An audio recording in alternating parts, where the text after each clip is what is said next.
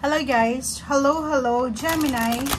Welcome dito sa aking channel Gemini. Alamin natin kung anong messages, vibration, gabay energy para sa lahat. Ito ay super moon, full moon message para sa lahat ng Gemini. So I hope na makuha nyo yung energy. Okay?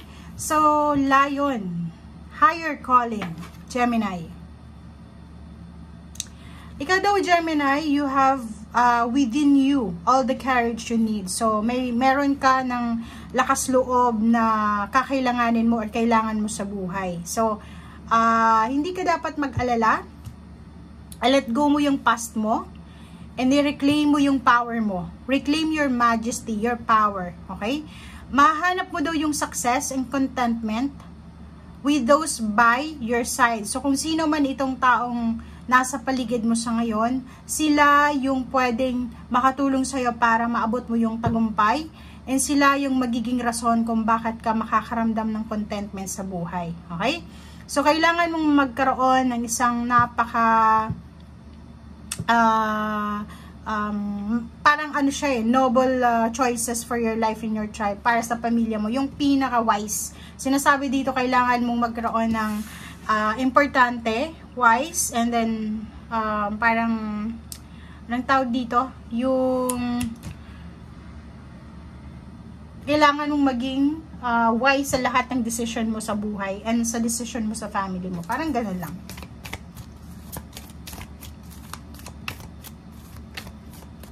Okay, Gemini.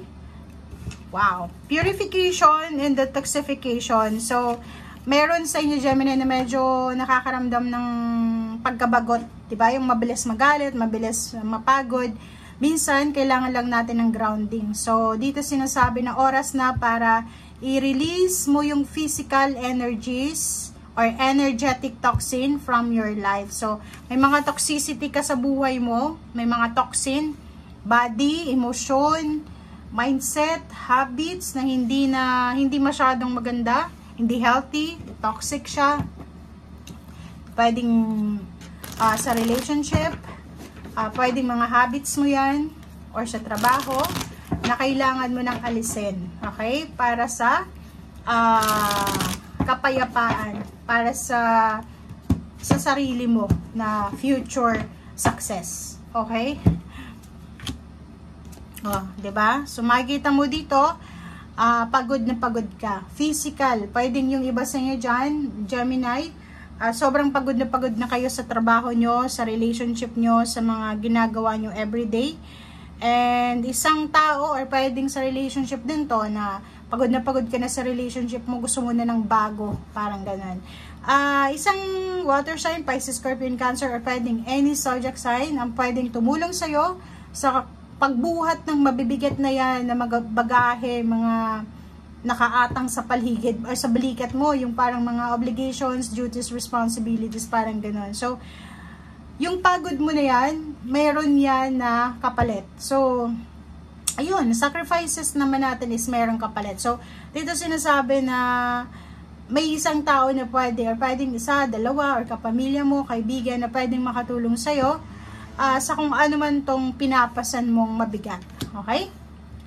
Okay, love life, emotion. If you're in a relationship, mag-iingat ka. Yun lang. Kasi may tendency tayo dito ng third party eh. So, if you're in a relationship, mag-iingat ka kasi nandito yung the devil, pwedeng yun, sa sobrang pagod mo sa pakikipag-deal sa yung karelasyon, pwedeng magkaroon ka ng idea na maghanap ng iba, parang ganon. Nakikita ko siya dito, may hinihintay ka. It's either promotion, graduation, salary increase, travel, visa, residence card, residence permits, citizenship, or anything. Ano bang hinihintay mo? Sinasabi siya dito na kailangan mong maghintay muna sa ngayon. Be patient, okay? Be courageous sa paghihintay. Okay? Maraming choices, maraming offer na posibleng pagpilian mo. Huwag kang masyadong magmadali. Yun yung sabi sa'yo dito. Huwag masyadong magmadali. Kailangan natin na bantayan yung bawat yung bawat decision making natin, kasi pwedeng masira yung diskarte mo dahil sa pagmamadali mo. Okay? So, sinasabi sa'yo dito ng temperance na be careful sa bawat desisyon na gagawin mo simula sa ngayon. Merong Gemini ditong hindi masyadong makatulog sa gabi dahil sa dami-daming kailangan tapusin, overworking, overanalyzing, nagmo-multitask sila, maraming ginagawa sobrang busy. Yun yung parang rason kung bakit hindi sila makatulog.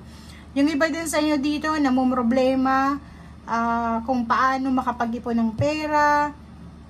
Yung iba namumroblema kung paano nila gagawin yung recovery ng financial, ganito, ganyan.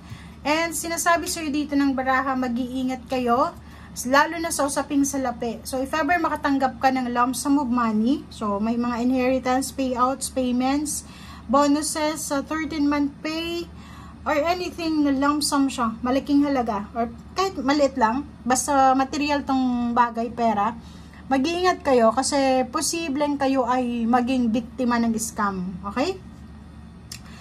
Sinasabi sa'yo dito na mayroon kang financial wish na posibleng magkatotoo bago matapos yung taong 2024. And mayroon ka ding sisimula ng mga regimen sa buhay mo, sa sarili mo physically, since may detoxification dito.